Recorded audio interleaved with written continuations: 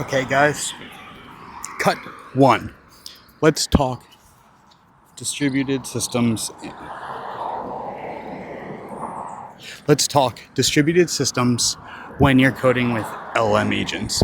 So when I code, I have a bunch of different computers set up. So I have my daily desktop computer. Scrap that. All right, cut.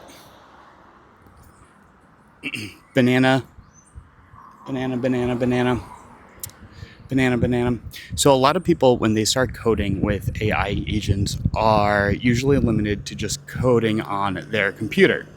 What I have found is by only coding on my computer, I am using a lot of bandwidth and processing power to basically run coding sessions, run builds, and do all of these things at the same time.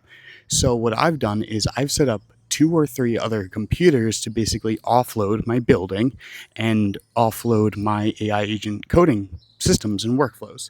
And let me break down how that kind of works and where the big setup came from. So to start, if you want your AI agents to continue working or be able to work on projects independently of each other, they need to know what's going on with each other all the time.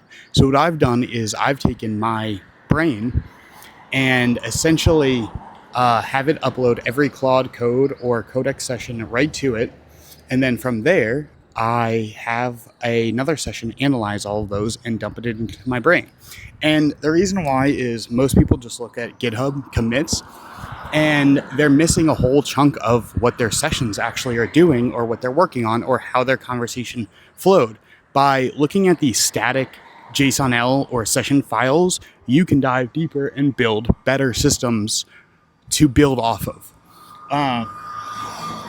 And that's how I kind of combine them. So step one is take all of your Codex sessions, Claude sessions, and Gravity sessions, and find where they are on your computer, and then write a script that will basically sync them from your computer to your VPS or a backup external system, so that way you can always pull them on the fly.